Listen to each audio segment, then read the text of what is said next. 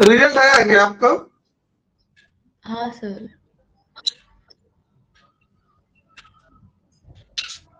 Sir आपको तो कैसा था आपका? सर अभी तो 45.5 आया है।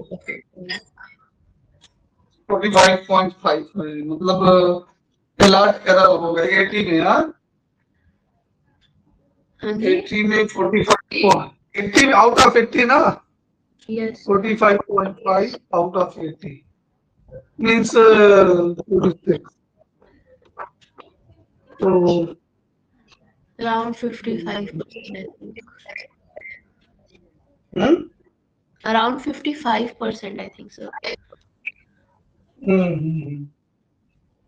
10 55% मार्क्स चले गए। एमसीक्यू तो आप डिस्कस कर रहे थे, काफी गड़बड़ दिए हैं। ठीक है। और फिर लाइक बाकी कुछ I don't have the paper क्योंकि टीचर ने वापस ले लिया था, बट और मार्क्स मेरे केस स्टडी में भी गए थे।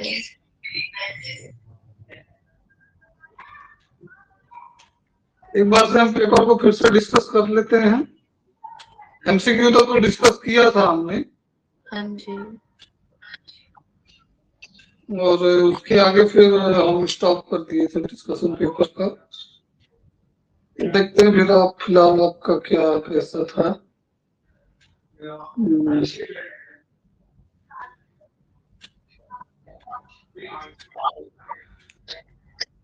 Wait a moment.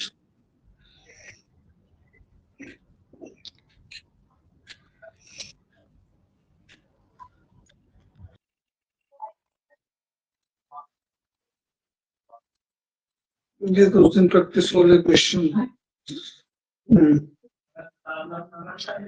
एमसीक्यू पूरे डिस्कशन हो गए थे। कॉपी में दिखाई जाती है कि केवल मार्क्स बताए जाते हैं आपको? तो दिखाई थी, घर के लिए भी देंगे बट अभी नहीं दिए क्योंकि कुछ चेंजेस वगैरह थे तो उन्होंने वापस ले ली थी। अच्छा अच्छा अच्छा अच्छा। तो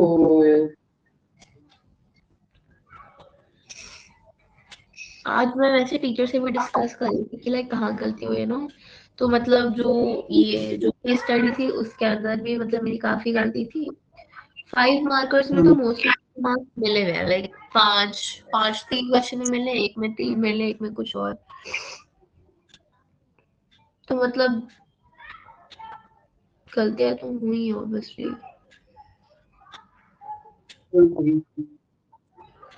पेपर अभी आपके पास है?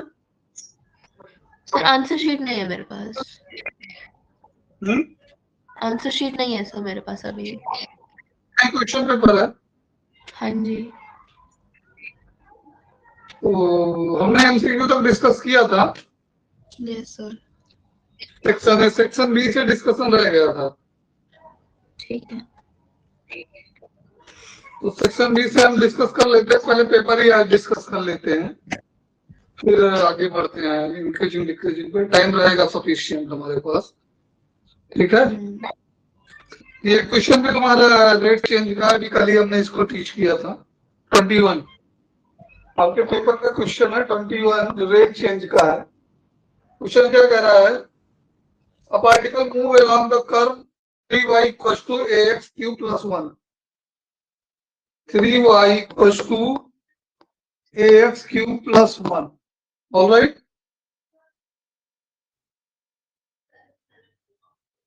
Such that the point at a point with x coordinate 1, किसी पॉइंट पे x की वैल्यू कितनी है? 1 है। ठीक है। y coordinate changing as cost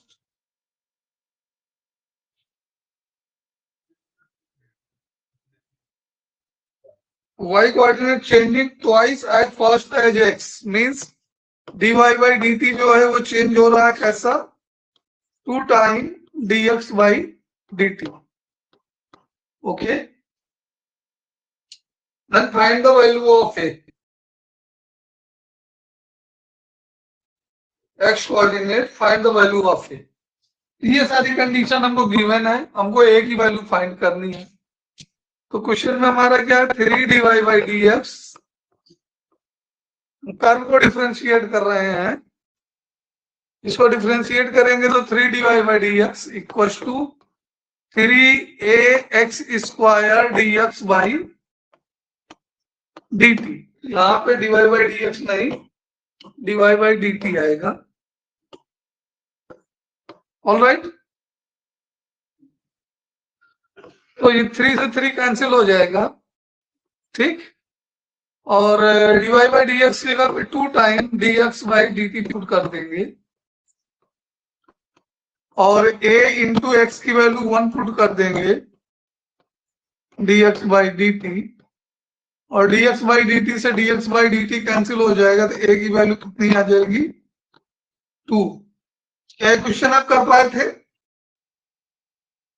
sir I think ये जो पहला ही स्टेप था कि dy/dx इक्वल टू 2dx/dt, ये मैं आइडेंटिफाई नहीं कर पाई थी, तो आई डोंट थिंक मेरा सही है। अच्छा अच्छा अच्छा, चलिए, तो फिर तो ये तो इसमें चॉइस भी नहीं था, तो ये 1 मार्क्स का 2 मार्क्स का क्वेश्चन था। तो पहला तो टॉपिक आपका ये अनकवर्ड था, उसके रीजन से। देखिए, रेट ऑफ चेंज बहुत इजी होता है, बट उसको आइडेंटिफाई करना एक उसमें टूल होता है कि क्या चीज गिवन है, क्या चीज कैसे करना है। क्वेश्चन नंबर 22 इसका देख लेते हैं। tan इनवर्स, ये अच्छा क्वेश्चन था। tan inverse n by pi is greater than π/4। Small n belongs natural number, ठीक है। इससे एक मिलता जुलता क्वेश्चन हमने इसको किया था, हमारे दिमाग में था कराने को। एक क्वेश्चन और इसका ट्विंस क्वेश्चन हम लेके आए हैं। तो यू नो, tan एक इंक्रीजिंग फंक्शन होता है। tan 0 की वैल्यू 0 होती है, tan 0 की वैल्यू 0 होती है, और tan 30 की वैल्यू कितना होता है 1/√3 होती है। tan 60 की वैल्यू कितनी हो जाएगी 1/√3 हो जाती है। tan 45 कितना होता है 1 हो जाता है। मतलब धीरे धीरे tan क्या होता है, जैसे जैसे हम एंगल को बढ़ाते हैं वैसे वैसे tan की वैल्यू बढ़ती जाती है, इनफाइनाइट हो जाती है। तो ये एक इंक्रीजिंग फंक्शन है, ठीक है। तो इंक्रीजिंग फंक्शन है तो इसमें कुछ नहीं करना है, बस इनवर्स फंक्शन को डायरेक्ट फंक्शन में ले जाना है। ग्रेटर देन tan π/4 आ जाएगा, tan π/4, और n बाई पाई tan π/4 की वैल्यू कितनी हो जाएगी बेटे 1 हो जाएगी, और यहां से n is greater than pi, and we know that pi की वैल्यू कितनी होती है 3.141। तो n की वैल्यू क्या होनी चाहिए, n की वैल्यू 4 या 4 से अधिक होनी चाहिए, because n belongs in natural number. तो n की वैल्यू कितनी होगी, n बिलोंग्स इन लीस्ट वैल्यू हमसे पूछा है, छोटी से छोटी वैल्यू बताओ n की। मिनिमम वैल्यू पूछा है। सो मिनिमम वैल्यू n से, मतलब n जो है 3.14 से बड़ा हो और नेचुरल नंबर में बिलोंग करे, इसका मतलब कि इसका मतलब n जो है वो कितना होना चाहिए मिनिमम 4 होना चाहिए। 4 3.141 से बड़ा भी है और नेचुरल नंबर में भी है, ठीक है। तो इसकी लिस्ट वैल्यू कितनी होगी, ये क्लियर है? तो क्लियर है, मैं बताती हूँ। यहाँ पे मैंने ना इसे पाई तक छोड़ा था कि the least value is pi. अब मैंने रियलाइज नहीं किया कि नेचुरल नंबर अच्छा, का क्या था, तो मेरा आधा आपने नंबर। दिया था ये इस स्टेप पे, हाँ जी, तो इस स्टेप पे छोड़ दिया तो आपको हाफ मार्क्स मिलना चाहिए, 1 मार्क्स मिलना चाहिए, 1 आपका डिड्यूस होगा। आपने नेचुरल नंबर का ध्यान नहीं दिया लगता है। हाँ नहीं नहीं। और इससे एक मिलता जुलता क्वेश्चन हमने ढूंढ के रखा जब इसको देख रहे थे लास्ट वीक में, तो इसका ट्विंस क्वेश्चन कर लो कि ऐसे क्वेश्चन होते हैं जो ट्विंस होते हैं। एक सेकंड हम दे रहे हैं वो question.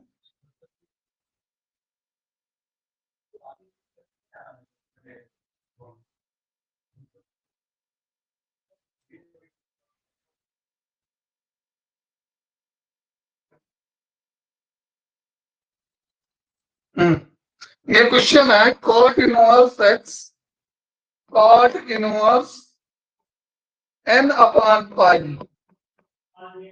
n upon pi is less than pi by 6 and again n belongs in natural number है, ठीक है। लेकिन इस बार ध्यान देना कॉट पाई जो है वो डिक्रीजिंग फंक्शन है। कैसा फंक्शन है? कॉट पाई जो है डिक्रीजिंग है। देखो कॉट 0 की वैल्यू इनफाइनाइट होती है, कॉट 30 की वैल्यू जो होती है वो √3 होती है, कॉट 45 की वैल्यू कितनी होती है? 1 होती है, एंड कॉट 60 की वैल्यू कितनी होगी? 1/√3 हो जाएगी, और कॉट 90 की वैल्यू कितनी हो जाएगी? 0 होगी। वैसे भी कॉट थीटा इक्वल टू क्या होता है? 1/tan थीटा होता है कि नहीं होता? Cot theta equal to 1/tan theta. Theta increasing function है तो उसका उल्टा क्या होगा? इंक्रीज का रेसिप्रोकल क्या होगा? डिक्रीज होगा, ठीक है। तो यहां से भी हम देख पा रहे हैं कि कॉट थीटा जो है वो डिक्रीजिंग फंक्शन है। तो जब भी हम इनवर्स फंक्शन से डायरेक्ट फंक्शन में जाएंगे, cot inverse n by pi is greater than, less than का था, is less than pi by 6, is less than pi by 6, okay. तो n upon pi is less than cot of pi by 6। All right बेटे। तो अब ये less जो है greater में चेंज हो जाएगा, यहाँ पे साइन जो है इनइक्वलिटी का चेंज हो जाएगा, क्योंकि इनवर्स फंक्शन से डायरेक्ट फंक्शन की ओर हम जा रहे हैं। तो इनइक्वलिटी क्या हो जाएगी? चेंज हो जाएगी, कॉट पाई बाई 6। क्यों? क्योंकि हमारा जो ये फंक्शन है कॉट का वो डिक्रीजिंग फंक्शन है, तो इनइक्वलिटी इनवर्स से डायरेक्ट में जाने पे चेंज हो जाएगी। यहाँ पे कॉट पाई बाई ऐसे कर सकते कि कॉट n बाय पाई को कॉट पाई बाय n लिख ले, tan पाई बाय n लिख ले। नहीं, हाँ लिख सकते हैं, वैसे नहीं कर सकते हैं। फिर वैसे बिल्कुल कर सकते चेंज नहीं होगा ना। करेक्ट है, क्योंकि cot inverse x equal to tan inverse 1/x होता है, ये करेक्ट है। और tan inverse x equal to tan inverse x equal to cot inverse, वो भी सही है, वैसे भी कर सकते हो आप। तो जब tan में डालोगे तो उसका फिर इनइक्वालिटी चेंज नहीं होगा। ये आपने जो कमेंट किया इस पॉइंट पे ये करेक्ट है। तो यहाँ पे हमारा n की वैल्यू कितनी होगी? √3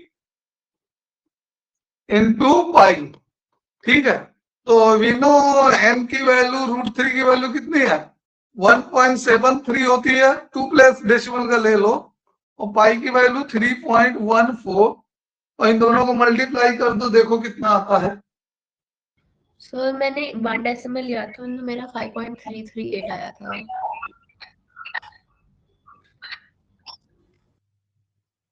तो इसमें हम देख लेते हैं 1.73 इंटू 3.14, 5.4 आ रहा है। n is greater then 5.4। Alright. तो यहां से लीस्ट वैल्यू पूछा है और n belongs in natural number बोल रहा है, n belongs in natural number, least value, तो n इज इक्वल टू 6 हो जाएगा इसका आंसर, ठीक है। तो यहां से अगर हम देखें तो जैसा कि आप कह रहे थे, अगर tan से हम कर दें तो ये हो जाएगा tan इनवर्स, लेकिन फिर भी ये इनइक्वलिटी चेंज ही होगी। लेस देन वाली इनइक्वलिटी क्या हो जाएगी? पाई बाई 6, और ये किसमें चेंज हो जाएगी? Less than pi by n हो जाएगा, पाई बाई n, और ये लेस देन की इनइक्वलिटी किसमें चेंज हो जाएगी? ग्रेटर देन में, पाई बाई 6। तो pi by n is greater then tan pi by 6। यहां से निकाल लेते हैं, कैलकुलेट कर लेते हैं। तो pi by n is greater then tan pi by 6 की वैल्यू 1/√3, तो फिर से वही आ जाएगा कि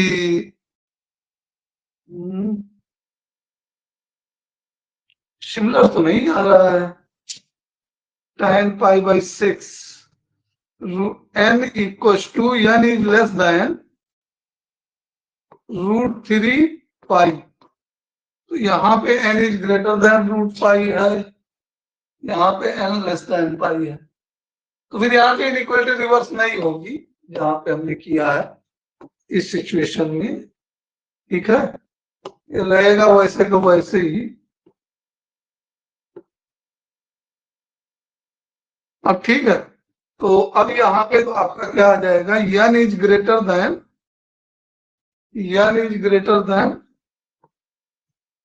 √3 पाई। ओके, तो आप ऐसे भी कर सकते हैं इसको। ठीक है, तो ये उसी से मिलता जुलता क्वेश्चन था। ठीक है, नेक्स्ट क्वेश्चन की बात करें तो हमें कौन सा मिलेगा, क्वेश्चन नंबर ये कौन सा था, 22। 22 में चॉइस भी थी क्या, नहीं 23 में चॉइस है। तो 23 में क्या करना है हमको, आपको अगर आंसर रिमेम्बर हो तो बोलिएगा। ठीक है, डिफरेंशिएट करना है किसको, हमको अगर y को हम ले लें tan inverse 1 plus cos x whole upon sin x। ठीक है, tan inverse 1 plus cos x whole upon sin x। All right, तो इसमें क्या करना है, डिफरेंशिएट करना है। ठीक है, तो सबसे पहले डिफरेंशिएट करने के पहले इसमें आइडेंटिटीज का यूज करो, इनवर्स ट्रिग्नोमेट्री सॉल्व करो।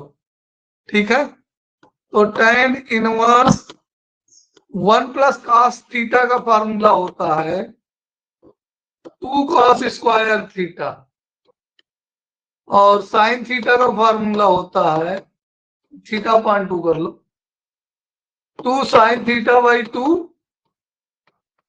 into cos theta by 2. Before differentiating, we will solve inverse trigonometric functions. तो ये हो जाएगा हमारा 2 cos square theta by 2 whole upon 2 sin theta by 2 into cos theta by 2। Okay, so from here cos cancel हो जाएगा, 2 से 2 cancel हो जाएगा, तो हमारे पास क्या बचेगा, y equal to tan inverse cos theta by 2 whole upon sin theta by 2। तो ये हमारा क्या आ जाएगा, y equal to tan inverse cot theta by 2। क्या आ जाएगा, अब बाहर tan है अंदर cot है, तो इसको या दोनों को tan में ला लो, tan इनवर्स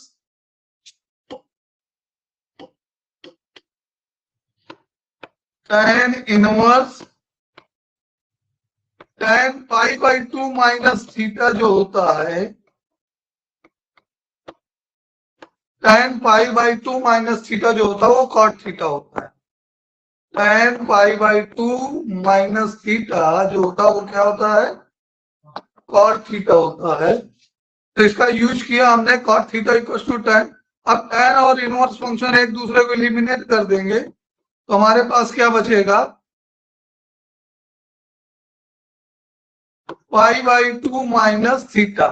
लेकिन एक्चुअली हमारे पास थीटा की जगह पे x है, हर जगह थीटा की जगह पे क्या है हमारे पास, x है, तो हम सबको x कर लेते हैं हम।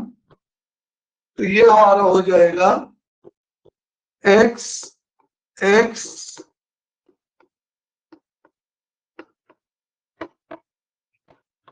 By 2।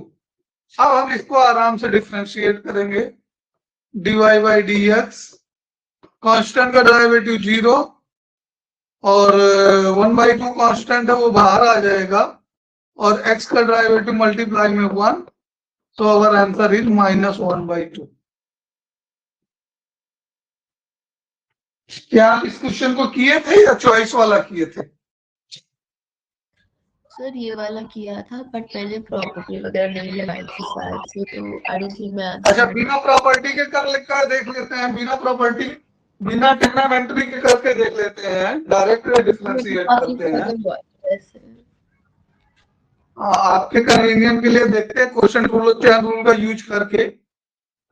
1 plus cos x upon sine x, ठीक है, थोड़ा सा लंबी जरूर जाएगा लेकिन उसमें भी हम करके दिखा देते हैं आपको कि आंसर सेम आएगा। और इनवर्स टेग्नामेंट्री का यूज करते हैं टेग्नामेंट्री के साथ तो इजी होता है। ठीक है, यहाँ पे फार्मूला आएगा tan inverse of tan theta equal to theta आ जाता है। इनवर्स और टेग्नामेंट्री फंक्शन एक दूसरे को, यहाँ पे differentiation of tan inverse x क्या होता है, इसका यूज करेंगे हम, कितना आ जाएगा 1/1 प्लस एक्स स्क्वायर। तो यहाँ से तो लेंदी जाने वाला है बट हम कोशिश करते हैं यहाँ से भी आंसर पहुंचने के लिए। 1/1 plus 1 plus cos x upon sine x, इसका होल स्क्वायर। ऑफकोर्स यहाँ से डिफरेंशिएशन लेंदी जाएगा। अब चेन रूल लगाएंगे तो क्वोशिएंट रूल लगाएंगे हम, D D X of 1 plus cos x upon sine x, ये हो गया चैन। अब ये ब्रैकेट वाले को और डिफरेंशिएट करना है, साथ में ये जो tan इनवर्स का डेरिवेटिव है इसको सिंप्लीफाई भी करना है। इसको सिंप्लीफाई करेंगे तो साइन स्क्वायर एक्स ऊपर जाएगा और sine square x plus 1 plus cos square x plus 2 cos x.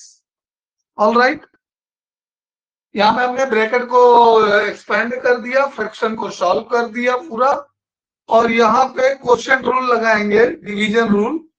तो denominator as it is into differentiation of numerator, one constant है उसका 0 और कास का माइनस साइन एक्स, तो ये न्यूमरेटर का डिफरेंशिएशन हो गया, minus numerator as it is into differentiation of denominator and denominator sine x का differentiation, cos x whole upon denominator का square means sine square x. अब हम यहां से देख पा रहे हैं कि साइन स्क्वायर एक्स और साइन स्क्वायर एक्स एक दूसरे को कैंसिल कर रहे हैं यहां से और यहां से, ठीक है। तो इस पार्ट में जो हमारे पास बचेगा 1 upon sine square x plus cos square x 1 हो गया, प्लस 1 प्लस 2 कॉस एक्स, और यहां से माइनस साइन स्क्वायर एक्स, ये हो गया हमारे पास minus sine square x and minus cos x and minus cos square x. Denominator में कुछ नहीं है तो 1, यहां पे प्लस नहीं मल्टीप्लाई है, यहां पे मल्टीप्लीकेशन है, ठीक है। तो ये हमारा हो जाएगा, यहां से न्यूमरेटर को डिनोमिनेटर में 2 प्लस 2 कॉस एक्स और इनटू माइनस साइन कॉमन ले लेंगे तो sine square plus cos square 1 बन जाएगा और माइनस साइन कॉमन लिए है तो minus cos x plus cos x हो जाएगा। माइनस कॉस एक्स जो है वो क्या हो जाएगा, प्लस कॉस एक्स हो जाएगा। ओके, अब डिनोमिनेटर से 2 कॉमन ले लो तो 1/2 1 plus cos x into 1 minus 1 plus cos x. 1 plus cos x से 1 प्लस कॉस एक्स कैंसिल हो जाएगा और माइनस 1/2 आपका आंसर बच जाएगा। 1 प्लस कॉस एक्स से 1 प्लस कॉस एक्स कैंसिल हो गया, माइनस 1/2। क्लियर है? यस क्लियर है। तो हम आइदर मेथड यूज कर सकते हैं, यहाँ पे दो में से दोनों में से कोई एक, ठीक है। और इसके बाद 23 का एक चॉइस भी था, तो ये हमारी कंफर्टेबिलिटी पे है कि हम किसमें कंफर्ट फील करते हैं। तो 23 का बी देख लेते हैं। 23 बी ये क्या है, x y equal to e power x minus y. हमको प्रूफ क्या करना है, d y by d x equal to y into x minus one upon x into y plus one. Other word में कहते हैं तो ये कुछ नहीं है, ये है x y minus y upon x y plus x है, अदर वर्ड में हम बोले तो इसमें डिफरेंशिएशन कर देते हैं, लेफ्ट हैंड का प्रोडक्ट रूल लगा देते हैं और राइट हैंड में क्वोशिएंट रूल लगा देंगे। तो x dy by d x plus y into one equal to e की पावर एक्स माइनस वाई का ई की power x minus y. Alright, और चेन रूल लगाएंगे तो एक्स का वन और डिवाई बाई डी एक्स हो जाएगा वाई का। यहाँ तक क्लियर है? सर हमने y को मतलब dy बाई dx क्यों लिया, dx बाई dy क्यों नहीं लिया? तो वो भी ले सकते हैं, हमने dy बाई dx से किया ना पूरा, तो dx बाई dy से भी नहीं हो सकता? dx बाई dy से भी हो सकता है, हम कर सकते हैं, dx बाई dy से भी कर सकते हैं, लास्ट में रेसिप्रोकल ले लेंगे। ठीक है। और सर ये जो आपने राइट पे dy by dx equal to लिखा है, एक बार वो समझा दो कैसे आया? तो बेटा चेन रूल का यूज किया हमने। देखिए e की पावर x माइनस वाई, तो पहले तो ये यहाँ पे इसको भूल जाओ, इसकी जगह t मान लो, x माइनस वाई को t मान लेते हैं, ठीक। तो e की पावर t का डिफरेंशिएशन जब हम करते हैं तो e की पावर t का e की पावर t हुआ, और जिसको t माने रहते हैं उसको फिर से डिफरेंशिएट करते हैं, तो चेन रूल इसी को तो बोलते हैं।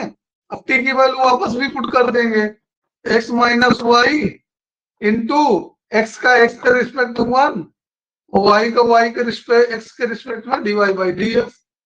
समझ में आया?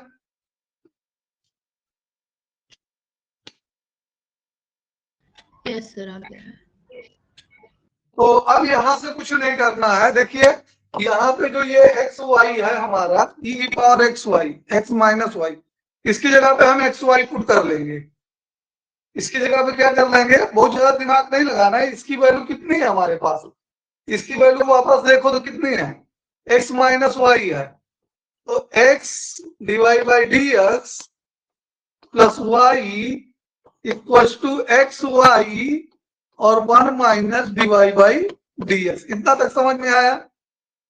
अब इसको अंदर मल्टीप्लाई कर देते हैं हम लोग, तो इसको ब्रैकेट के अंदर मल्टीप्लाई करेंगे, दोनों डिवाइड बाई डी एक्स को एक तरफ लाएंगे, तो x plus x y divide by d x.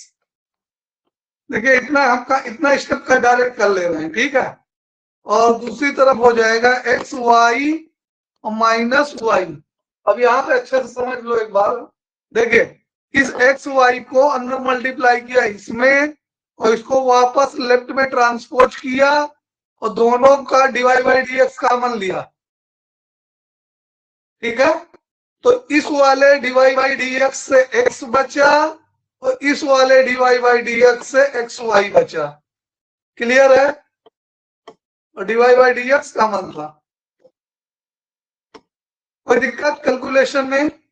और ये एक्स वाई जो है वन में मल्टीप्लाई हो करके यहां आया है और यहां का वाई ट्रांसपोज होके यहां आया है, कोई दिक्कत?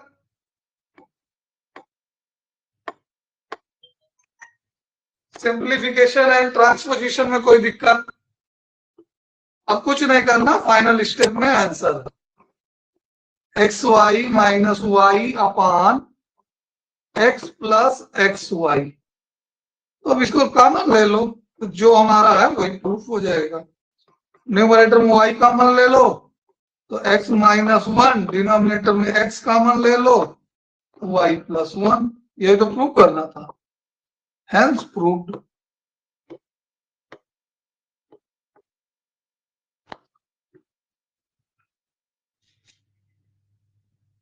कहीं कोई डाउट हो तो बताओ। नहीं सर, नहीं है, आप क्या समझ। और पिछला वाला क्वेश्चन भी, इसके 2 पार्ट थे, दोनों पार्ट में आपने कौन सा अटेम्प्ट किया आप देखें, वो बताएं, और किसमें किया तो कहाँ तक अचीव किया। पहला पार्ट जो ए वाला, और मेरे को याद नहीं कहाँ गलत हुआ, मेरे को नहीं याद वो, बट हुआ है शायद से गलत, आई डोंट रिमेम्बर दैट। चलिए थोड़ा सा डिफरेंशिएशन की हमें प्रैक्टिस करानी पड़ेगी, और कोई नहीं, हो जाएगा।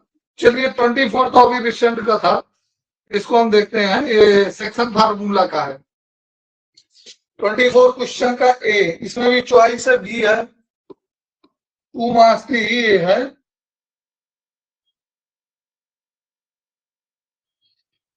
तो इसमें क्या है 24 में, 24 के ए में position vector of point P, P का पोजीशन वेक्टर क्या है 1 2 3 है, 1 2 -1 है, सॉरी। एंड क्यू का पोजीशन वेक्टर क्या है 4 6 2 है, ठीक है। और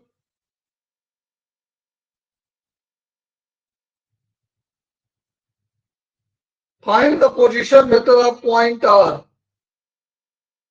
चलिए हम दूसरा क्वेश्चन लेंगे, इसका बी वाला लिख लीजिए, ए वाला नहीं, बी वाला पहले कर लेते हैं, चलो लिख गया तो।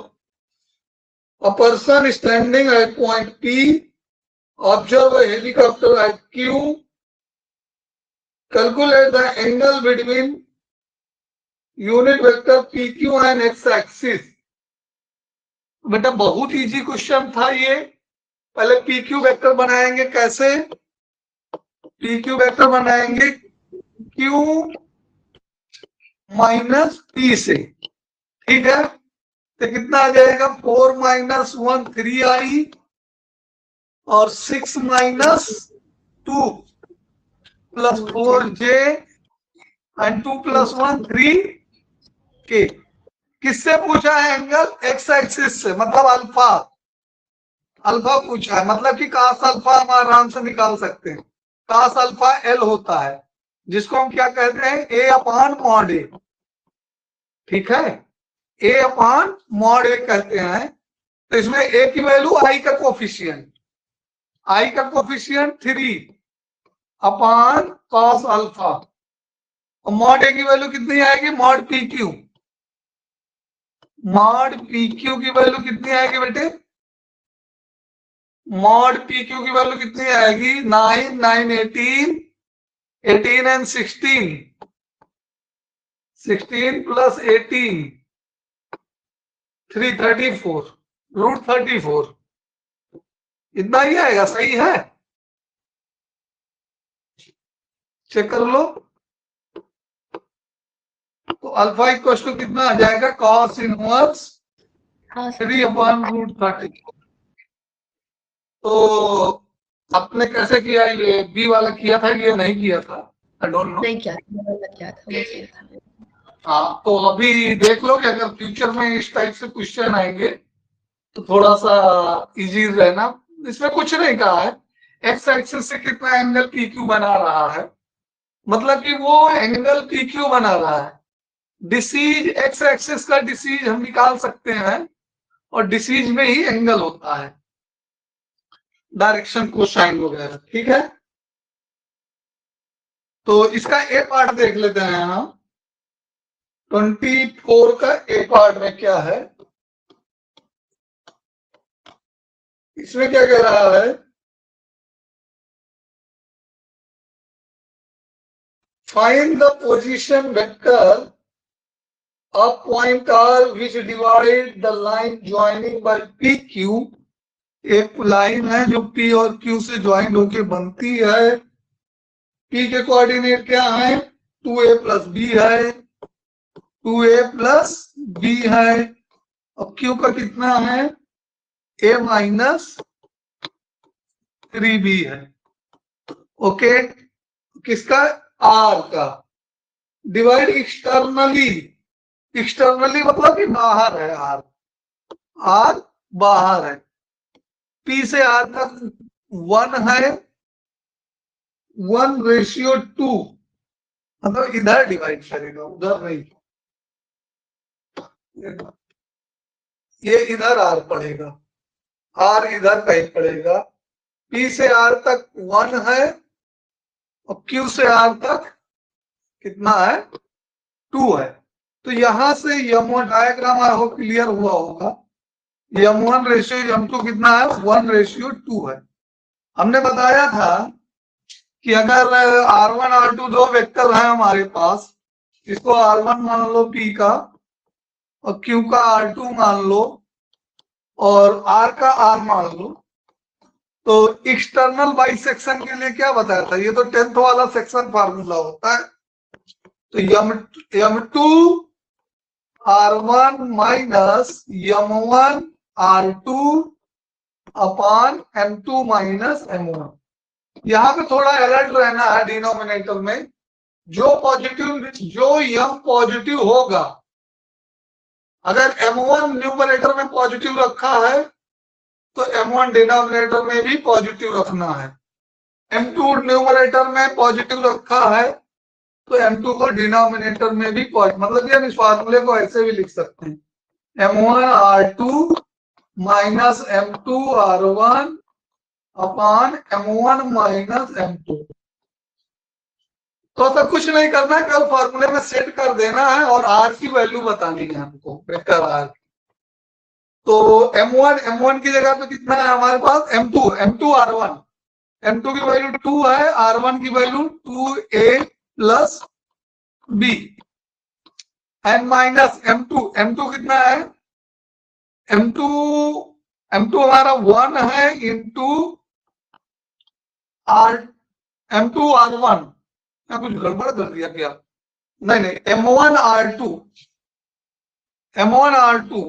R2 लेंगे तो M1 की वैल्यू कितनी है, R2 की value vector A minus 3 vector B। ठीक है, सब कुछ चेक कर लो। M2 R1 सही है, माइनस M1 R2 ठीक है, upon M2 minus M1, 2 minus 1। अब इसको सिंप्लीफाई कर दो, बस कर पाओगे आगे। तो 4 vector A plus 2 vector B minus vector A plus 3 vector B। तो यहां अपॉन 1 आ जाएगा और इसका फाइनल आंसर क्या आएगा, 4 minus 1 3 vector A plus 5 vector B। आपने कौन सा किया था, ए वाला किया था कि बी वाला? मैंने ये वाला किया था, ये मेरा सही था। ये सही था, तो इसके फुल मार्क्स आपको मिले होंगे बेटे। ठीक है, इवन तो डायग्राम बना के करते हैं तो आपको कंफ्यूजन नहीं होता, क्लियर रहता सब कुछ। और अगर डायग्राम ना भी बनाओ तब भी क्लियर है कि फार्मूला क्लियर रहना चाहिए। ठीक है, तो ये क्वेश्चन तुम्हारा था 24 के दोनों हो गए। 25 भी 3D से ही है, वेक्टर से है 3D से। तो एक वेक्टर R दिया गया है, find the value of cross में माइनस। तो ये थोड़ा सा ठीक है। ये वेक्टर R की वैल्यू कितनी गिवन है हमें, 3i minus 2j plus 6k। Alright, और हमको क्या क्या दिया गया है, R dot J, R cross J। R के साथ क्या लेना है, J क्रॉस में लेना है, और डॉट लेना है किसका, उसका डॉट लेना है R के साथ ही I का, इंटू I माइनस 12। ठीक है, where X denote cross product and dot denote dot product. ठीक है, ऑलराइट। तो ये जो क्रॉस है वो क्रॉस प्रोडक्ट को डिनोट कर रहा है, डॉट जो है वो डॉट प्रोडक्ट डिनोट कर रहा है। जेन्युइन है कि हमें आई जे के क्रॉस प्रोडक्ट लेना ही है। तो आर क्रॉस जे अगर हम निकालने चले हैं बेटा, तो हमको निकालना ही पड़ेगा क्रॉस प्रोडक्ट अपने ट्रेडिशनल मेथड से, आई जे के और इसमें 3 - 2 6, 3 - 2 6, और जे जो है उसके नीचे 1 लिखना है, रिमेनिंग के नीचे 0 लिखना है। यहाँ जे है तो जे के नीचे 1 लिखेंगे, रिमेनिंग 0। और डिटर्मिनेंट का क्या रूल होता है? डिटर्मिनेंट का रूल है, हम मैट्रिक्स डिटर्मिनेंट पढ़ते हैं मैथ में, कि जिस रो या जिस कॉलम में मैक्सिमम 0 हो वहीं से एक्सपेंड कर दो।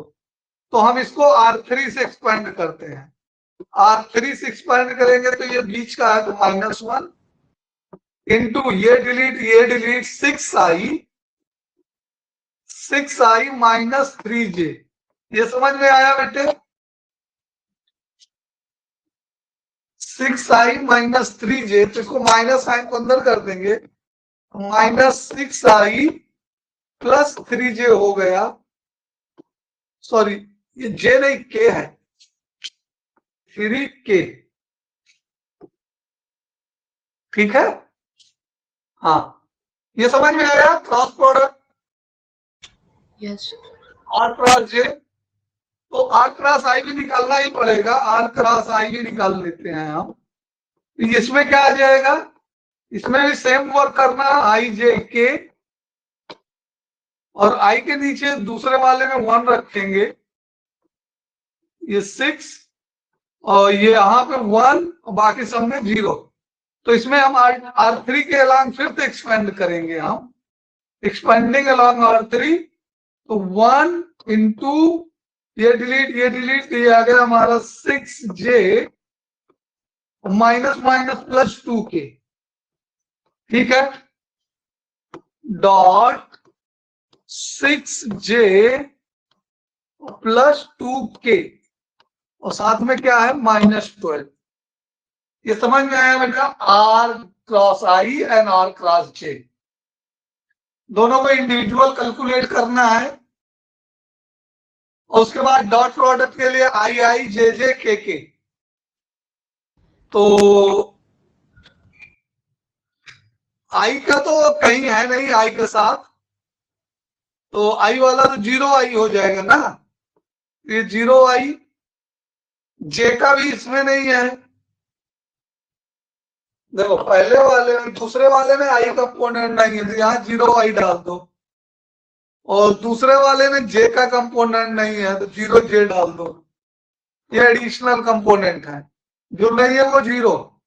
तो I का I के साथ तो 0 हो गया, प्लस J का J के साथ तो 0 हो गया, K का K के साथ करेंगे तो कितना आएगा? +6 आ जाएगा, और -12, तो आंसर कितना आ जाएगा? -6। क्या एग्री करते हो? यस सर, अग्री तो करती हूँ, बट जो मेरे एग्जाम के टाइम पे थिंकिंग प्रोसेस गया वो तो ये गया कि जब हम लाइक I इंटू जे करेंगे तो उसकी वैल्यू 1 होती है, जब हम J इंटू जे करेंगे तो उसकी वैल्यू 0 होती है। जब हम I इंटू J करते हैं, इंटू नहीं, आप डॉट क्रॉस होगा, I क्रॉस J करते हैं तो इसकी वैल्यू क्या होती है? और जब हम I डॉट J करते हैं तब ये 0 होता है। नहीं, I क्रॉस J की वैल्यू क्या होती है? 1 नहीं होती, क्योंकि 90 डिग्रीज है। 1 मॉड में मॉडुलस होता है बेटा, I क्रॉस J का मॉडुलस 1 होता है, क्योंकि K का भी मॉडुलस 1 ही आएगा। अच्छा, और सिमिलरली J क्रॉस K भी I होएगा। हाँ, ये हमने क्रॉस प्रोडक्ट जब पढ़ाया था जिस लेक्चर में, हमने ये बताया था I cross J equal to K हो गया, K J cross K I हो गया, और K क्रॉस I जो है, K क्रॉस I जो है वो हो जाएगा J, और इसमें कहीं आर्डर अगर चेंज होता है तो निगेटिव हो जाएगा। इसमें कहीं अगर आर्डर चेंज होता है तो निगेटिव होगा। इसको हम एक साइकिल से बताए थे, I लो, फिर J लो, फिर K लो। ठीक है? I J K, तो I से J जाओ, J से K जाओ, K से I जाओ।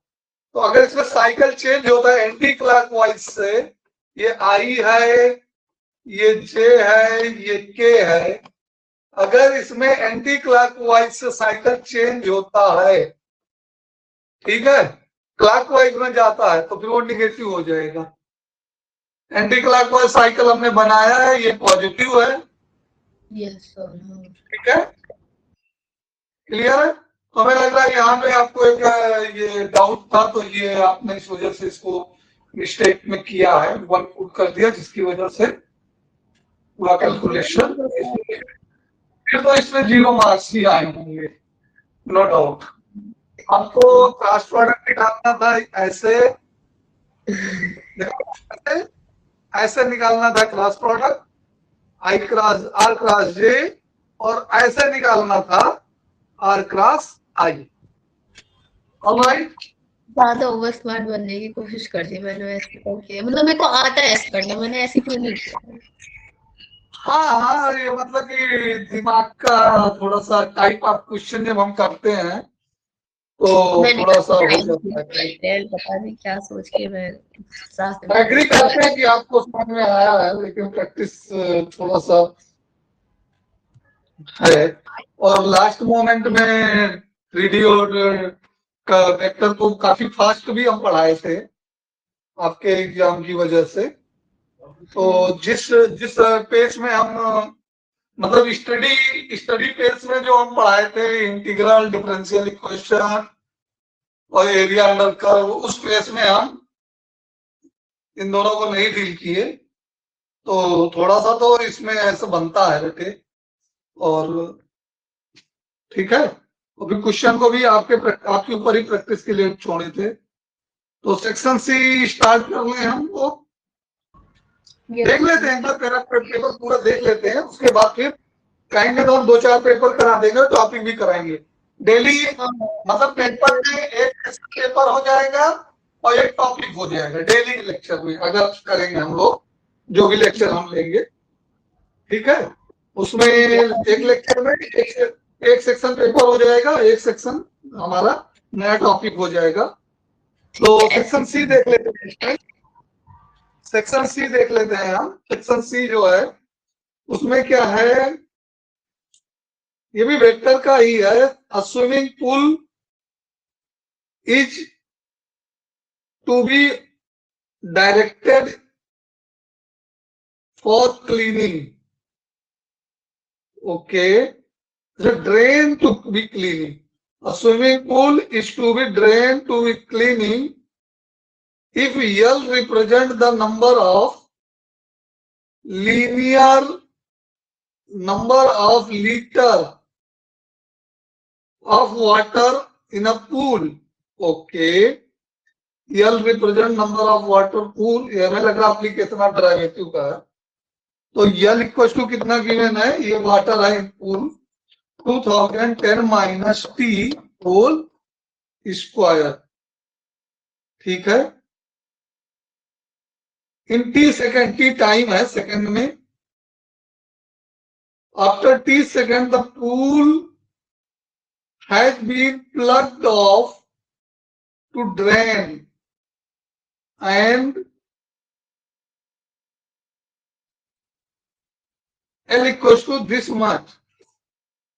ये आगे क्या लिखा, अच्छा, how fast the water draining out at the end of 5th second. Time कितना दिया है, 5th सेकेंड दिया है, ठीक। What is the average rate at which the water flow out during the first 5 seconds। Okay okay, तो सबसे पहले तो रेट चेंज हम देख लेते हैं, ठीक है। तो dl बाई dt क्या हो जाएगा, dl बाई dt ये कितना आ जाएगा, ये जनरली क्या आ जाएगा हमारा 200 इंटू 2 और into 10 minus T into -1। Differentiation समझ में आया? और इंटू डी एच, हाँ डी टी के रिस्पेक्ट में कर रहा है तो टाइम के रिस्पेक्ट में ही हमने कर दिया तो ठीक है। ठीक है, समझ में आया ये differentiation? Yes sir. -400 10 minus T. अब ध्यान से देखो इसमें कि इसमें पहले क्या पूछ लिया, पहले पूछ लिया कि फिफ्थ सेकंड में उसका रेट चेंज क्या है। तो फिफ्थ सेकंड में टी की वैल्यू 5 रख दो, रेट चेंज निकल आएगा। तो 400 इंटू 10 माइनस 5 कर देंगे तो कितना आ जाएगा, 4 5 जा 20, 2000 लीटर पर सेकेंड। अब माइनस साइन क्या रिप्रेजेंट करेगा, डिक्रीजिंग। हाँ 2000 लीटर पर सेकेंड। ये तो पहला पॉइंट हो गया कि फिफ्थ सेकेंड में वो कितना तेज पूल एम्प्टी होगा। ठीक है, ड्रेनेज डिक्रीज करेगा उसका वाटर लेवल। अब नेक्स्ट क्या है, नेक्स्ट वो पूछा है कि 5 सेकेंड तक का एवरेज कितना है। जब टी की वैल्यू 1 डालोगे तो कितना आएगा, टी की वैल्यू 2 डालोगे तो कितना आएगा, टी की वैल्यू 3 डालोगे, 4 डालोगे और 5 डालोगे तो उसका एवरेज निकाल लेंगे हम। ठीक है, तो 1 डालने पे कितना आएगा, 900। फर्स्ट सेकंड के बाद कितना आएगा, 3600। तो आफ्टर 1 सेकेंड, 1 सेकेंड के आफ्टर कितना आएगा, निगेटिव साइन ओमिट कर रहे हैं हम क्योंकि ये डिक्रीजिंग को रिप्रेजेंट कर रहा है। 2 सेकेंड के आफ्टर कितना आएगा, 3200। 3 सेकेंड के आफ्टर कितना आएगा, 2800। ठीक है, 4 सेकेंड के आफ्टर कितना आएगा, 2400। और 5th सेकेंड के आफ्टर कितना आएगा, ये आएगा 2000। ठीक, और सबको सम कर लेना है और 5 से डिवाइड कर देना। तो एवरेज रेट चेंज निकल आएगा। ठीक है, तो इसमें टोटल कितना आने वाला है,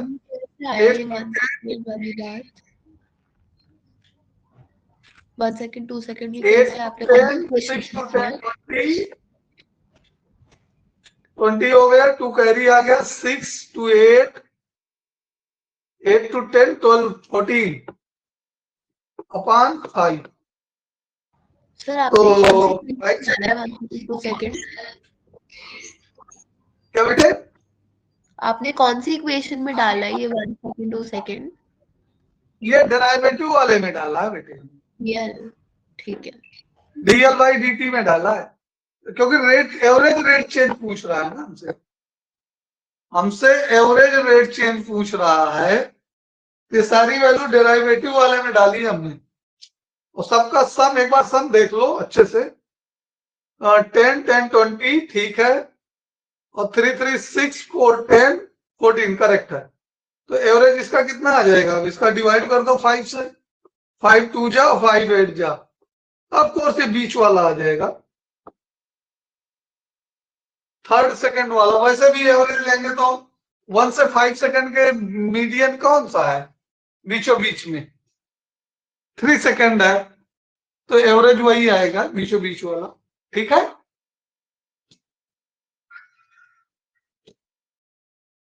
यस सर। कोई दिक्कत हो तो बोलो समझने में।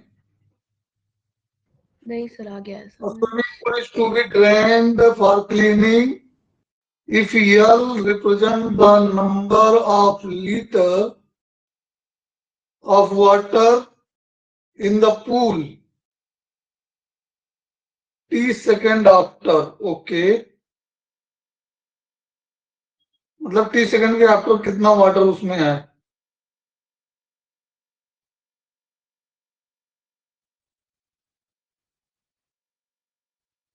T सेकंड आफ्टर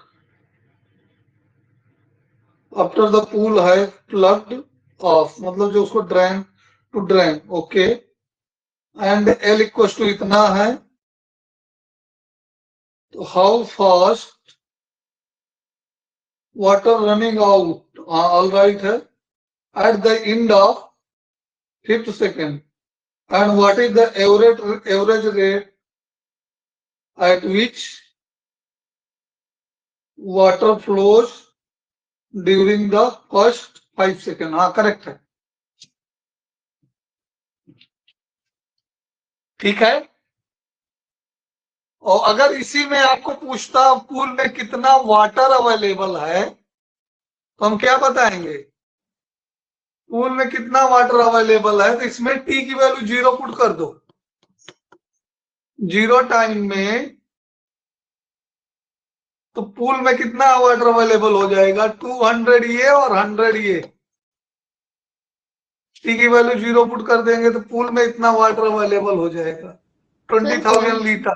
नहीं डालेंगे डीएल बाई डी टी में, अभी ऊपर में डालेंगे। नहीं, ये बिगिनिंग में पूछ रहा है ना, वो तो एटलीस्ट उसमें फर्स्ट सेकेंड तो होना ही चाहिए ना, जब टाइम कुछ नहीं है। तो हमने प्लग किया, जैसे अपना पाइप प्लग किया होगा तो तुरंत तो हमारा रेट चेंज होगा, तो उसमें 0 डालोगे तो 0 सेकेंड में कितना वाटर निकलना स्टार्ट किया, बिगिनिंग में देखोगे तो कितना आएगा, बिगिनिंग में कितना आ जाएगा इसका 4, इसमें डालोगे 0 तो 4,000 लीटर, ये तो बहुत ज्यादा जाएगा, 4,000 लीटर से हिसाब से जिन निकलेगा, ठीक है। और जैसे जैसे पूल में वाटर कम होगा स्लो निकलेगा, क्लियर है। Yes sir. नेक्स्ट क्वेश्चन है आपका, इसमें ये भी वेक्टर से है, ठीक है। नेक्स्ट वाला 27 जिसपे चॉइस भी है, तो vector A B and C 3 vector are there, find the vector D which is perpendicular to both B and C and A dot D equals to 21। ये एनसीईआरटी से मिलता जुलता क्वेश्चन है बेटा। A dot D equals to कितना given है, 21। खुद तक हमने इसको कराया भी था कभी, एनीवे। तो बी और वेक्टर डी जो है वो क्या है, वो परपेंडिकुलर किसके है, बी एंड सी के, vector B and vector C के। तो यू नो बी और सी के perpendicular vector B cross C होता है, बी क्रॉस सी जो होता है वो परपेंडिकुलर बी भी होता है एंड सी भी होता है। तो डी भी परपेंडिकुलर है, तो ये दोनों लीनियर कॉम्बिनेशन में होने चाहिए, तो उसको लेमडा टाइम बी क्रॉस सी ले लेते हैं, ठीक। और बी क्रॉस सी कैलकुलेट कर देंगे, तो हम यहाँ पे पहले तीनों वेक्टर नोट कर लेते हैं हम बोर्ड पे। तो वेक्टर ए इक्वल टू कितना आ गया, 4i + 5j - k। Vector B कितना आ जाएगा हमारा, i - 4j + 5k। और वेक्टर सी कितना गिवन है हमको, कोई दिक्कत बेटे। मैंने क्वेश्चन ऐसे किया कि जो बी डॉट डी है वो इक्वल टू 0 हो जाएगा और जो सी डॉट डी है वो भी इक्वल टू 0 हो जाएगा क्योंकि वो परपेंडिकुलर है। सी डॉट डी 0 होगा, बी डॉट डी 0 होगा, फोर्थ 0 होगा, बट वहां से थोड़ा डिफिकल्ट हो जाएगा क्वेश्चन को करना, ठीक है। उससे तीन इक्वेशन आ गई थी, फिर उसको 2 में करके मैंने कर दिया था, तो ये वाला मतलब बहुत सही था। वहां 3 वेरिएबल में इक्वेशन बनेगी एक्स वाई जेड या एबीसी में, ठीक है। वहां से 3 वेरिएबल इक्वेशन बनेगी, ऑफ कोर्स 3 इक्वेशन बनेंगी 3 वेरिएबल में, फिर उनको सॉल्व करना पड़ेगा। तो वो मेथड सही है, टीचर आमतौर पर वही मेथड बताते हैं, लेकिन यहाँ पे थोड़ा सा ये डिफरेंट मेथड है। तो यहाँ पे देख लो, ये इजी भी पड़ता है, मैं शायद ऐसा क्वेश्चन कराया होगा तो इस मेथड से ही बताया होगा। वो भी मेथड सही है कि हम डी को क्या कर लेंगे, एक्स वाई जेड मान लेंगे, एक्स आई + वाई जे प्लस सी जेड, ठीक है, जेड के ये ले लेंगे, फिर 3 इक्वेशन बना लेंगे। तो 4x plus 5y minus Z equal to 21, ये पहली इक्वेशन हो जाएगी।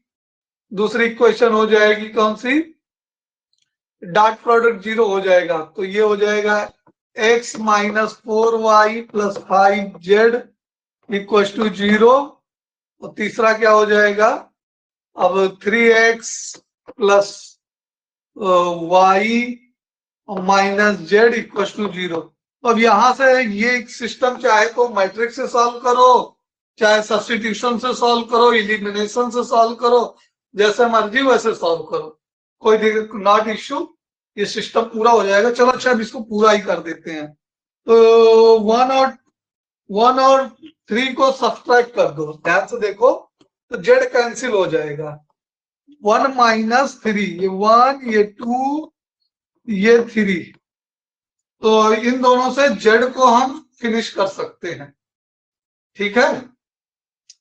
तो 1 से जेड को हम फिनिश करेंगे तो कितना आएगा, 1 माइनस 3 कर दें, 1 माइनस 3 कर दें, वी है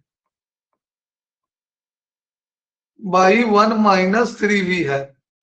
तो इस मेथड से करेंगे तो यहां से कितना आएगा, x बचेगा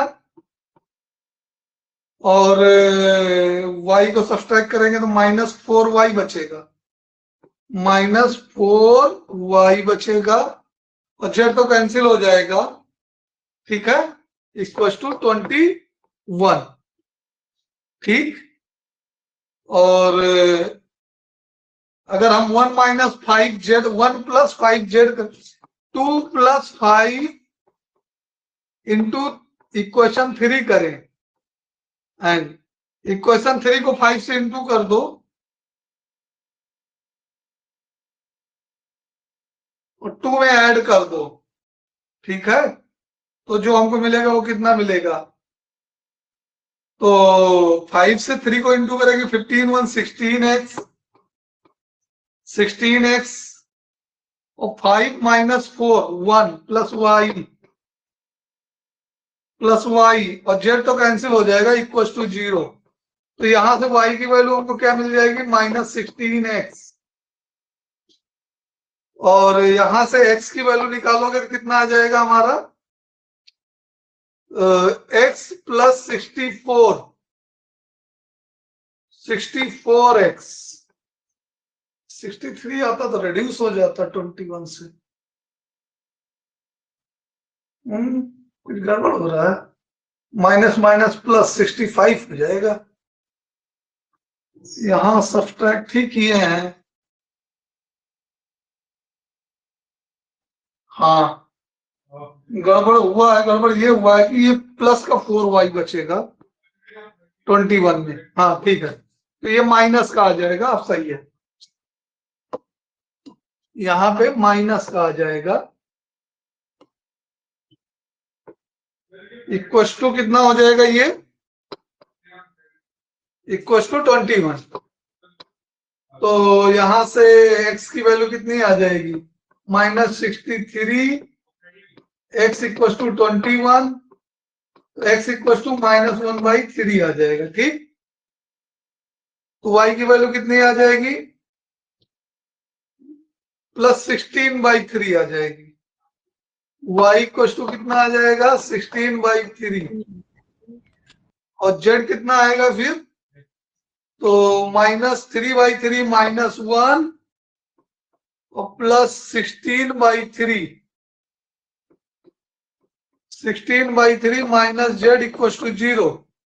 तो जेड इक्वल टू कितना आ जाएगा, यहां से जेड इक्वल टू आ जाएगा हमारा ये हो जाएगा -3 + 16 -13 + 30, तो जेड इक्वल टू 13/3 आ जाएगा। तो इस तरह से अगर हम देखेंगे तो हमारा वेक्टर कितना बन जाएगा, x की वैल्यू -1/3, y की वैल्यू 16/3 और z की वैल्यू 13/3। वेक्टर हमारा कितना बन जाएगा, -1/3i plus 16/3j and plus 13/3k। एक आंसर तो ये हो सकता है, ठीक है।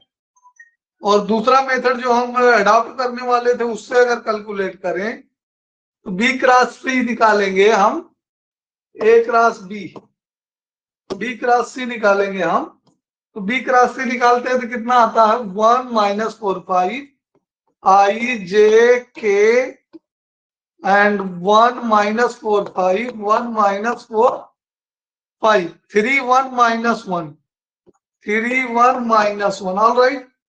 तो इसका क्रॉस प्रोडक्ट करिए कंप्लीट, +4 -5 तो -i आ रहा है जो कि सही संकेत है, -i, ठीक है।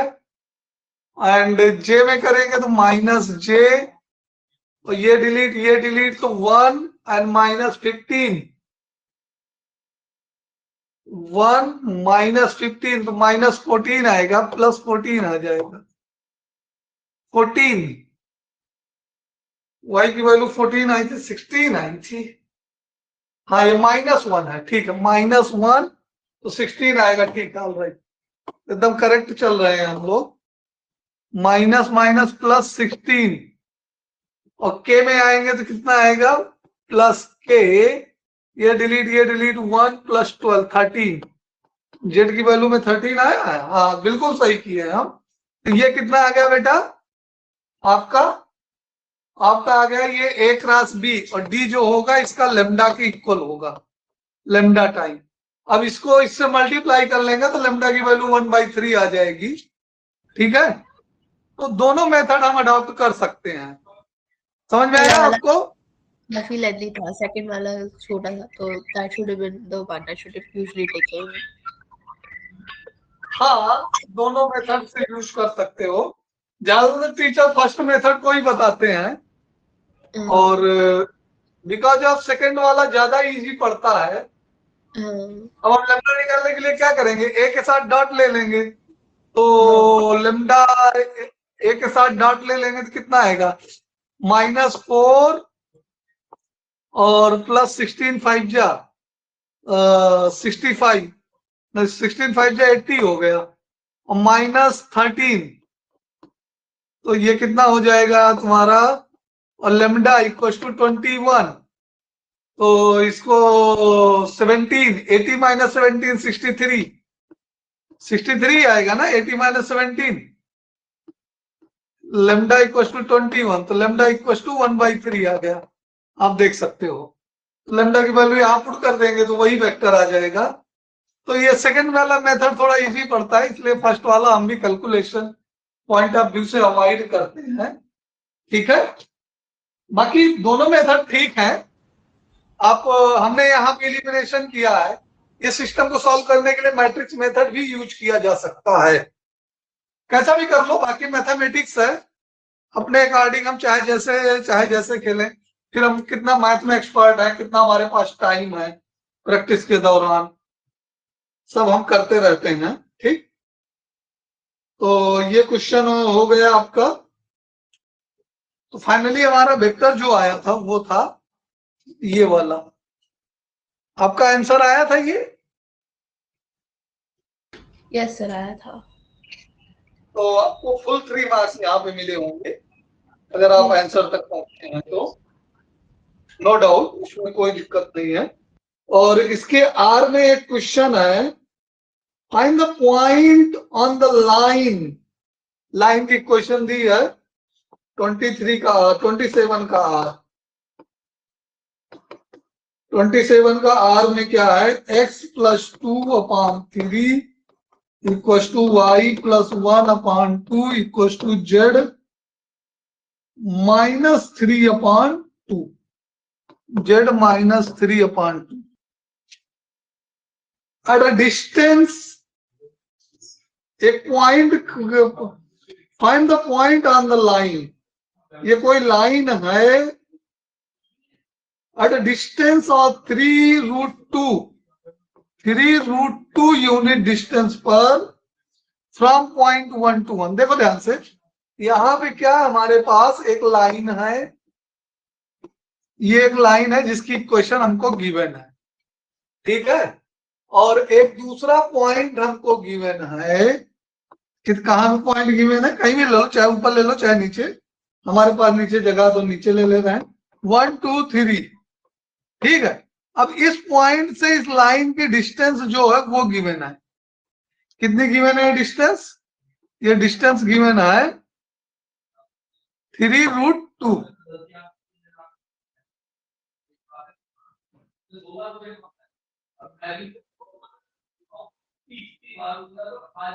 ऑलराइट, तो हमें क्या करना है, यहाँ पे लेमडा ले लेंगे, लेमडा ले लेंगे और एक्स वाई जेड की value in term of lambda निकाल लेंगे, ठीक है। क्या करेंगे, एक्स वाई जेड की value in term of lambda निकालेंगे तो क्या आ जाएगा, एक्स वाई जेड। ये एक्स वाई जेड इस पॉइंट के कोऑर्डिनेट होंगे बेटा, एक्स वाई जेड, ठीक। इसकी वैल्यू कितनी आ जाएगी हमें बताइए जरा, आप ही बताइए। 3 लैम्डा माइनस 2, y की टर्म्स में 2 लैम्डा माइनस 1 और z की टर्म्स में 2 लैम्डा की वैल्यू 2 लैम्डा प्लस 3। ऑलराइट, अब एक काम करेंगे बेटा, ध्यान से देखो, ये जो पॉइंट है हमारा, ठीक है, ये पॉइंट जो है हमारा, यहां वाला और यहां वाला, ठीक। अब इनमें डिस्टेंस फॉर्मूला नहीं नहीं नहीं, अभी डिस्टेंस फॉर्मूला लगाओगे तो लैम्डा मिलेगा आपको, हाँ मिल जाएगा, बिल्कुल मिलेगा लैम्डा। तो डिस्टेंस फॉर्मूला ही अप्लाई कर दो, लेकिन वो लेंदी जाएगा, ठीक है। लैम्डा को इवेल्युएट करने के लिए हम दूसरा मेथड यूज करते हैं। डिस्टेंस फार्मूला तो लगा लेंगे लेकिन वो लेंदी जाएगा कैलकुलेट करना, ठीक है। करने को कर सकते हैं हम, यहाँ पे दूसरा हम डायरेक्शन रेशियो, इसका डायरेक्शन रेशियो बी मान लेते हैं, B2, और इसका डायरेक्शन रेशियो B1। तो B1 की वैल्यू कितनी हो जाएगी, 322। ये समझ में आया?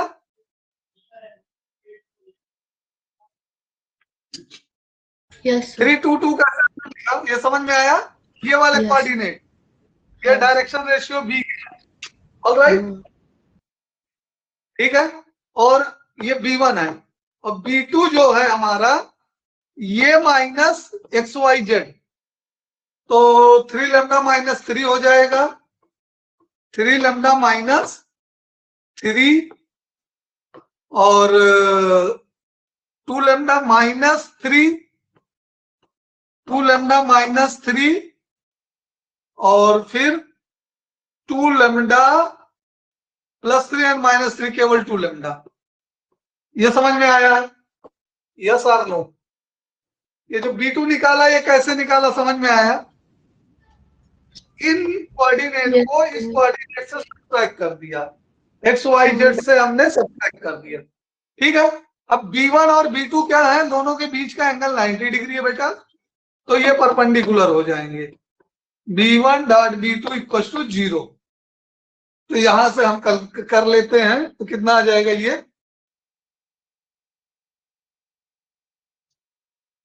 तो यहां से हम करेंगे तो कितना आएगा, ये आ जाएगा 3 3 जब 9 lambda minus 9 minus minus 9 lambda minus 9 plus और 4 lambda minus 6 plus 4 lambda minus 6 plus 4 plus lambda 0 plus 4 lambda, हाँ बस हो गया, इक्वल टू 0। अब इसको सॉल्व कर दो बेटा, क्या कितना आएगा, 4 4 8 9 8 9 एंड 8 17 और 9 एंड 6 15 माइनस का, तो ये प्लस का हो जाएगा, इससे बड़ा ऊट पटांगा बेटा। हम ये शॉर्टेस्ट डिस्टेंस तो कहा नहीं है, डिस्टेंस फार्मूला ही आपको लगाना पड़ेगा, तो ये गलत होगा, परपेंडिकुलर हम नहीं मान सकते, ये कुछ इंक्लाइन भी हो सकता है, ठीक है। हाँ ठीक है, एक्स वाई जेड को यहाँ हो, यहाँ भी हो सकता है, डिस्टेंस दी है तो डिस्टेंस फार्मूला ही हमें यूज करना होगा, ठीक है। तो इस पॉइंट पे हम रॉन्ग थे कि हम डॉट प्रोडक्ट निकालेंगे। डॉट प्रोडक्ट तब फीजिबल होता है जब परपेंडिकुलर होता, फुट ऑफ परपेंडिकुलर होता। तो यहां से हम क्या कर लेते हैं, यहां से देखो डिस्टेंस फार्मूला लगा देते हैं। तो डिस्टेंस फार्मूला लगाएंगे तब भी वही चीज आना है, ये B2 तो आएगा वही ना। डिस्टेंस फार्मूला लगाएंगे तो सब्सट्रैक्ट तो करना पड़ेगा ना, x2 माइनस x1। तो सोच लो मॉड B2 की वैल्यू, मॉड B2 की वैल्यू कितना है, 3√2 है, ऐसे मान लो। ठीक है, ये वेक्टर भी तो उतना ही आना है B2। B1 को छोड़ो, इसको हटा दो, इसको हम हटा देते हैं।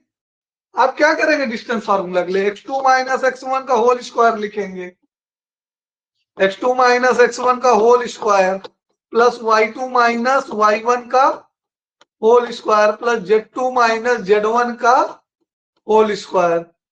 x2 y2 z2 ये है और x1 y1 z1 ये है, उन्हीं का सब्सट्रैक्शन तो यहां लिखा है वेक्टर बी में, वही मॉड है। तो ये हम क्या लिख लेंगे, इसका स्क्वायर कर देते हैं दोनों साइड। तो 3 कॉमन ले लेंगे, 3 3 जा 9 लैम्डा माइनस 1 का whole square plus 2 lambda minus 3 का whole square plus 4 lambda square equal to 3 3 जा 9 एंड 9 2 जा 18 आ जाएगा ये। ठीक, अब इसको सॉल्व कर देते हैं बेटे।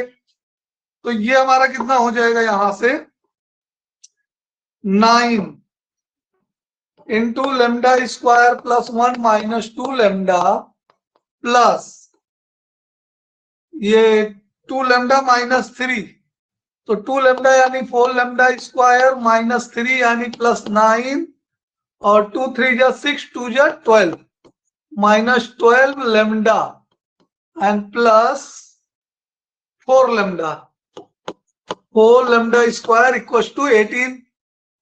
3 3 जा 9 9 2 जा 18 इक्वल टू 18। यहां से क्वाड्रेटिक इक्वेशन शायद निकल के आए। तो ये कितना हो गया हमारा, 9 lambda square plus 9 minus 18 lambda plus 4 lambda square plus 9 minus 12 lambda and plus 4 lambda square equal to 18। तो ये 9 9 9 18 कैंसिल हो जाएगा। ठीक है, 9 प्लस 9 कैंसिलेशन समझ में आया। और हमारे पास बचेगा 817 लेमडा स्क्वायर, आपको भी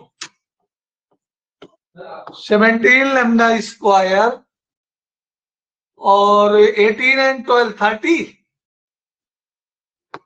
minus 30 lambda equal to, right में तो 0 बचेगा, तो lambda equal to 17 lambda minus 30 equal to 0। तो एक लेमडा की वैल्यू कितनी आ जाएगी, 30/17 और एक लेमडा की वैल्यू आ जाएगी ओरिजिन मतलब 0। तो 2 पॉइंट हो सकते हैं 3√2 पे, एक तो ओरिजिन हो सकता है। तो ओरिजिन हो सकता है तो क्या इन सब का 3√2 आएगा, देखो डिस्टेंस यहां से 213 213 और नहीं ओरिजिन से, अच्छा इसी का मॉडुलस, हाँ 3√2। तो ये कितना आ गया, 9 प्लस 4 प्लस 1, नहीं ओरिजिन तो नहीं हो सकता, तो ओरिजिन नहीं है। तो इसमें जो है हमारा लेमडा की वैल्यू कितनी आ गई, 30। इसमें देख लेना कैलकुलेशन कुछ एरर हुआ हो, बहुत वैसा वैल्यू आ रहा है लेमडा का पिछली बार से भी। ठीक है, तो कोई दिक्कत हो तो बताइएगा, एक बार रीचेक कर लीजिएगा। फिलहाल करने का इसका तरीका यही है। ठीक है, यस सर। अभी एक बार रिट्राई करेंगे तो देखेंगे कि कुछ अगर इसमें होता है, अगर कैलकुलेशन एरर है तो कोई दूसरी वैल्यू आएगी तो फिर दोबारा से एक्सप्लेन कर देंगे। ठीक है,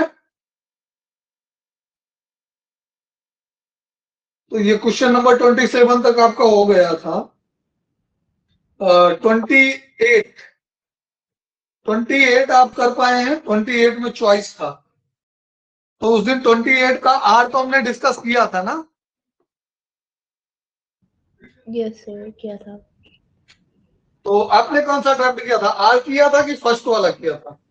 सर मुझसे दोनों में से कोई भी नहीं हुआ था शायद से। अच्छा अच्छा, तो आर हमने डिस्कस कर लिया था, तो आर को ओमिट करके हम फर्स्ट वाले को कर लेते हैं।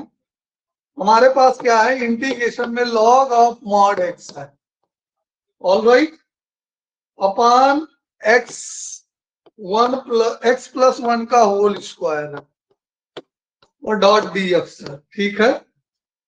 तो इसमें log ऑफ मॉड एक्स, इसको देखिए इंटीग्रेशन बाय पार्ट ही जाना पड़ेगा, ना तो कोई सब्स्टिट्यूशन है और ना कुछ है, तो क्या जाना पड़ेगा? इंटीग्रेशन बाय पार्ट जाना पड़ेगा। तो इसमें हम लेते हैं log x को first function into 1 upon x plus 1 को second function dot D X. All right बेटे, तो ये हमारा फर्स्ट फंक्शन, ये second function. Integration by part का फार्मूला जो होता है first into second dot D x equal to first as it is integration second minus differentiation of first into integration of second and dot DX. ये करना है अपने को, ठीक है। तो अब यहां से अप्लाई करते हैं, तो ये आ जाएगा log of mod x into, इसका इंटीग्रेशन करेंगे तो -1 अपॉन एक्स प्लस 1 आएगा। ये क्लियर है? 1 अपॉन एक्स स्क्वायर का इंटीग्रेशन -1 बाई एक्स होता है, तो ये लीनियर कॉम्बिनेशन है एक्स प्लस 1 का, तो डायरेक्ट हो जाएगा, ठीक। Minus differentiation of log mod x का 1 बाई एक्स ही आएगा, ठीक है। हम यहाँ पे करके दिखा देते हैं सेपरेटली। तो D D X of mod x पहले बता दें, ये होता है एक्स अपॉन मॉड एक्स, ठीक है। तो अब इसको देखेंगे तो हमारा ये क्या आ जाएगा? लॉग का करेंगे, लॉग मॉड एक्स का करेंगे डी डी एक्स ऑफ, तो ये आ जाएगा 1 upon mod x into x upon mod x, ठीक है। तो नीचे आ जाएगा एक्स अपॉन मॉड एक्स का स्क्वायर, और मॉड एक्स स्क्वायर जो है एक्स के स्क्वायर की वैल्यू होती है, तो ये कट जाएगा तो 1 अपॉन एक्स ही आएगा, ठीक है। अब देख लीजिए कहीं अगर दिक्कत है log मॉड एक्स का डिफरेंशिएशन में, तो अच्छे से ऑब्जर्व कर लीजिए, एक मोमेंट, कोई हरी भरी नहीं है यहाँ पे। log ऑफ मॉड एक्स का डिफरेंशिएशन क्लियर है, और अगर आपको मॉड का डेरिवेटिव ना रिमेंबर हो तो उसको भी नोट कर लीजिए, और कहिए तो हम बता दें उसका भी कैसे आता है। देखिए यहाँ पे मॉड एक्स का मतलब है पॉजिटिव एक्स, और पॉजिटिव एक्स का मतलब होता है रूट एक्स स्क्वायर, ठीक है। तो root X square mod X की वैल्यू है। अब हम डिफरेंशिएट करेंगे अगर मॉड एक्स को एक्स के रिस्पेक्ट में, तो ये हमारा आ जाएगा D D X of root X square, और इसको हम चैन रूल से अगर डिफरेंशिएट करते हैं तो हमारा ये आता है 2 root X square into 2x, 2 से 2 कट जाता है, रूट एक्स को मॉड एक्स लिखते हैं, X upon root X square X को मॉड एक्स लिखते हैं, ठीक है। तो मॉडुलस एक्स का डेरिवेटिव जो आता है वो सिग्नम फंक्शन होता है एक्स अपॉन मॉड एक्स, ठीक है। तो वो हमने यहां लिख लिया, ठीक। और इसका इंटीग्रेशन फिर से निगेटिव आएगा, -1 upon x plus 1, all right. तो माइनस माइनस प्लस हो जाएगा और इंटीग्रेशन बाय पार्शियल फ्रैक्शन हो जाएगा। मॉड एक्स यहां माइनस सामने कर दो अपॉन एक्स प्लस 1, और ये minus minus plus x upon x plus 1, plus minus 1 कर दो, प्लस एक्स प्लस माइनस 1, तो ये हमारा आ जाएगा 1 upon x minus 1 upon x minus 1 plus 1, हाँ ठीक है, यही बचेगा पार्शियल फ्रैक्शन के बाद, ठीक है। हमने यहाँ पे डायरेक्ट किया है, आप चाहे तो यहाँ पे 1/x इंटू x+1, ठीक ये है, तो इसमें क्या करेंगे हम 1+x कर लो और -x कर लो, ठीक है, अपान x इंटू x+1। तो इसको क्या करेंगे हम तोड़ देंगे, 1+x अपान x इंटू 1+x और -x अपान x इंटू 1+x। तो यहाँ पे x कट गया, यहाँ पे x+1 कैंसिल हो गया, तो ये आ गया 1/x माइनस 1/1+x। ऑलराइट, तो होप दैट समझ में आया होगा। फिर बाकी के सारे लॉगरिथम में चले जाएंगे। Integration log of mod x upon x+1 and plus log of mod x and minus log of mod x+1, और इसको फिर से अपान +c डाल दो कांस्टेंट ऑफ इंटीग्रेशन, और फिर +1 अपान कर दो, तो ये आ जाएगा हमारा overall minus log of mod x upon x+1 और plus log of mod x upon negative वाला पॉजिटिव में आ जाएगा डिनोमिनेटर में, और प्लस c। अब आप देख लीजिए पूरा इंटीग्रेशन, ठीक है, ये एक्चुअली इंटीग्रेशन बाय पार्ट का क्वेश्चन था, ठीक है। और अभी थोड़ा सा क्या है कि प्रैक्टिस हमको करनी पड़ेगी, ओके। Yes sir. ठीक है, चलिए कोई नहीं, आपको कमिटेड रहना चाहिए, आपको चीजें आने लगी हैं, बट मास तो रिफ्लेक्शन ही है हमारा, बट ठीक है, नॉट इशू, ओके। हम धीरे धीरे सीखते रहेंगे और आगे भी पेपर करेंगे। अभी एग्जाम में टाइम है हमारे पास और हम स्ट्रांग होंगे स्लोली स्लोली, ठीक है। Yes sir. चलिए, तो आज का लेक्चर एंड करें बेटा फिर, ठीक है सर। तो सी यू इन नेक्स्ट लेक्चर बेटा। Yes sir, thank you.